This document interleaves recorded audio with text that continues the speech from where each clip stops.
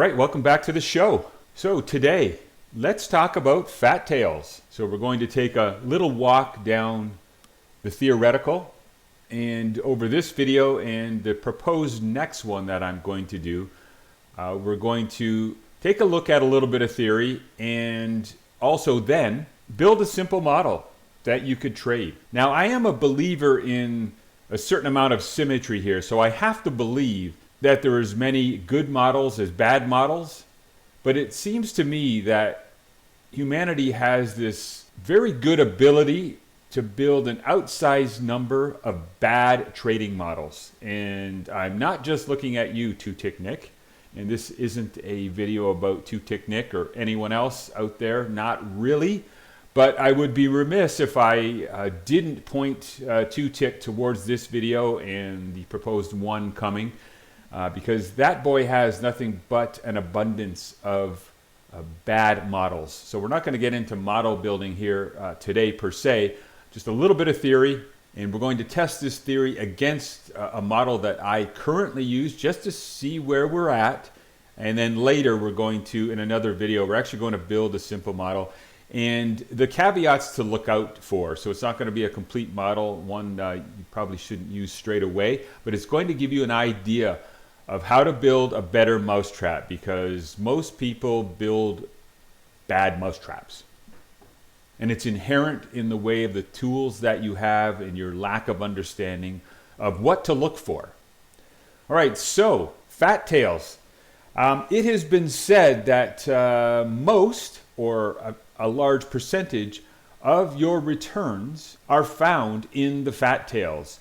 Now, the idea behind that is, as what you're looking at here, these are the daily log returns of the S&P for the last approximately 23 years. And you'll see it almost looks Gaussian, you know, the bell curve. Almost. That red curve right here is a Gaussian curve centered over the mean of this distribution. And of course, why we do that is we want to start looking at the standard deviations. How well does our real actual data fit the bell curve? And again, it has been suggested that a large portion of your returns are built by the fat tails. So the returns that are well outside the bell curve distribution. And I am a believer in that. Not all, but a large portion. And just here in a minute, we're going to test the ability of my model to capture some of these outsized returns, despite the fact, I will just tell you, I'll let you peek under the tent, I have no intention in my model of catching any of these outsized returns. That's not the intention for the model that I use. I just got curious to see, given the model that I've made, how does it fare? Because the outsized returns, if you are in them in the proper direction, really do boost. They help a lot. So I have to believe they are a large factor in outstripping the returns of the market. Now, I'm not saying that market theorists anymore believe any of this stuff, or at least they've got certain limits on how far they would go in pushing models like the random walk theory, and you've heard this before as well, the efficient market hypothesis. We are going to quickly look at least the RWT, the random walk theory.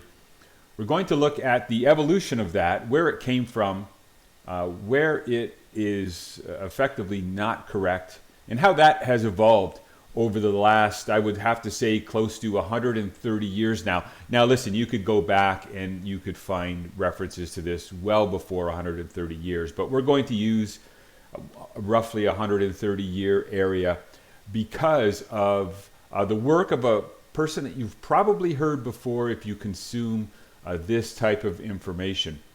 So the random walk model suggests that price changes in financial markets behave like a random walk, and their log returns are normally distributed. And further to that, it suggests that future price movements are independent of past movements. So they're serially independent is what we call that. And this came about on a thesis that Louis Bachelier wrote in 1900.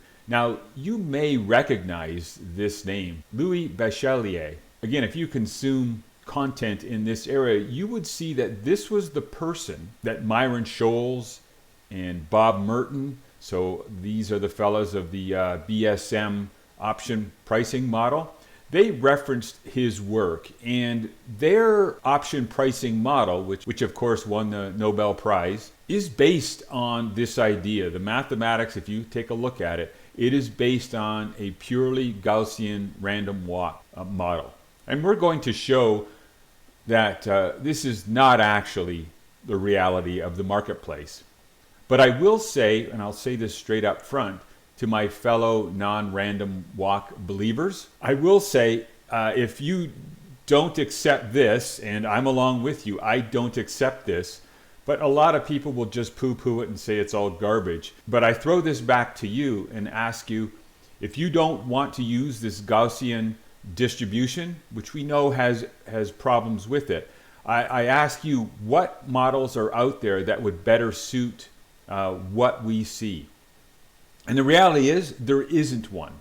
Now, there are attempts at making the Gaussian model more reflect real-world actualities. So there's models like Garch, etc. you may have heard of. We're not going to get into any of that.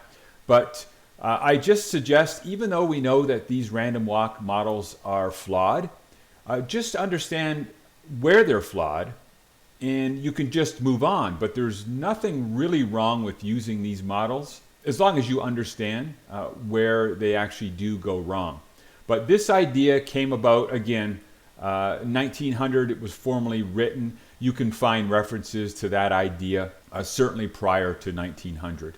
But Bachelier was, I guess, remade famous, somewhat famous, by the works of actually Paul Samuelson well before the BSM model, Merton being his student, Samuelson's student as well.